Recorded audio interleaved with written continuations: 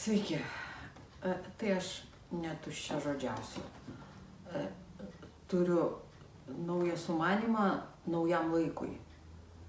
Tai yra, suprantu, kad dabar pagrindinis dalykas, kurį mes kuriam ir kuris atsiliepia mūsų kiekvieno asmeniniam gyvenimui, aš nekalbu apie visumą.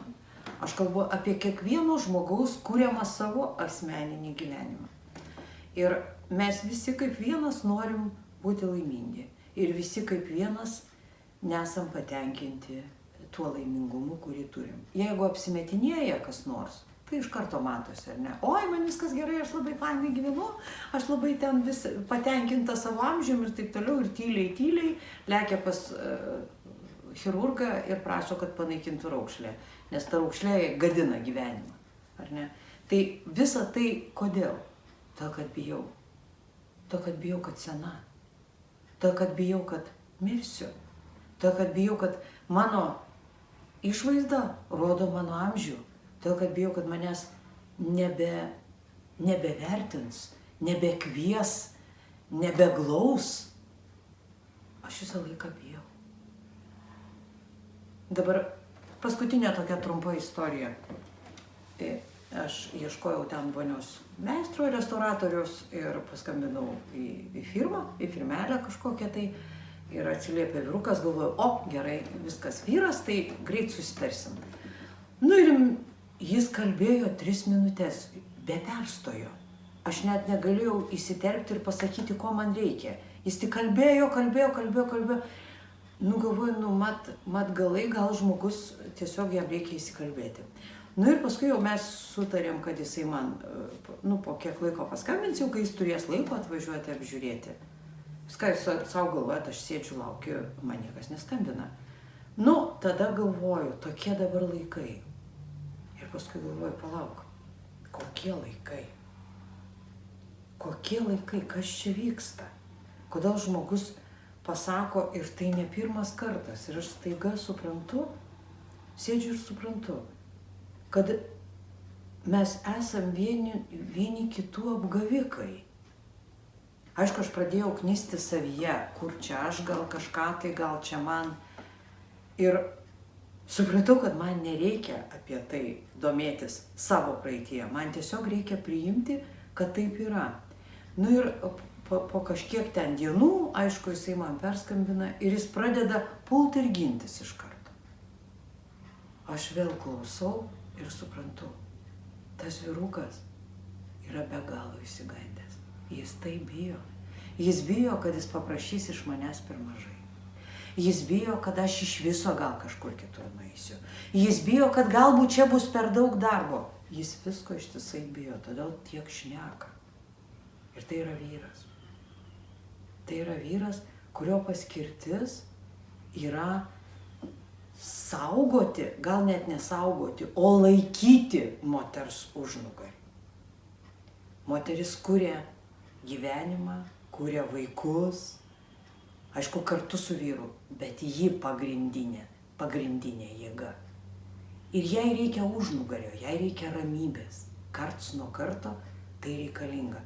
Ir dabar pasižiūrėkim, kokia tapo moteris.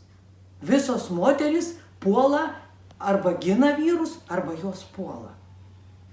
Todėl, kad iširo tas tandemas, tas nuostabus tandemas, moteris ir vyras. Kai vienas kitam pateikia užduotis, vienas su kitu pabendravę, o kartais ir nebendravę, išgirsta vienas kitą. Kai vyras yra šeimininkas, valdovų mums nereikia, reikia šeimininko. Moteris šeimininkė. Ji ne kokia nors vergė, ji yra šeimininkė. Ir va tada yra džiaugsmas mokyti šitoj žemėje. Džiaugsmas matyti savo sodą, daržą, namus, vaikus, savo kūrybą, savo darbą. Tada nereikia teisintis arba, oi, man reikia į darbą. Taip, žinot, aš dirbu koncentracijos stovykloje prižiūrėtojui, pabėgs kaliniai tuoj pat. Toks visą laiką tarsi mes įrodinėjom, kad galim gyventi. Ir ginamės nuo kažko, kas tarsi mus puola. Sugalvojam iš išorės kažkokius puolimus. Kažkas mums dabar gresia. Kažkokios ligos, karai. Man negali niekas grėsti, jeigu aš tai grėsmiai neduodu leidimo. Jeigu aš neįjungiu vidinės baimės. Jeigu aš nepatikiu ir nepasitikiu tuo, ko aš iš tikrųjų nematau. Vat čia yra pagrindinis dalykas. Aš perskaičiau visai neseniai stebuklų kurse nuostabų tekstą, kad baimė tai yra tarsi kalinys mano viduj įkalintas, o aš esu jos prižiūrėtoja. Ir mes abu už grotų, vienas vienoj grotų pusėje saugo kalinį, o kitas kitoj grotų pusėje slepiasi. Ir vat taip prabėga mano gyvenimas čia žemėje. Vietoj džiaugsmo kurti, ką man yra suteikęs Dievas. Jis mane sutvėrė pagal savo paveikslą. Ir aš visą savo gyvenimą kuriu pati. Nuo nieko nepriklausomai. Viskam, nuo ko aš priklausau, turiu duoti leidimą. Kitaip tai yra neįmanoma. Visom baimėm aš duodu leidimą gyventi manyje. Ir saugau jas. Tai vat supratau, kad pagrindinis dalykas dabar yra visą savo kursą, visą savo programą pakreipti į tai, kad aš ir tie, kurie eina su manim, mokytumėmės drąsos nebijoti baimės. Drąsos nebijoti baimės.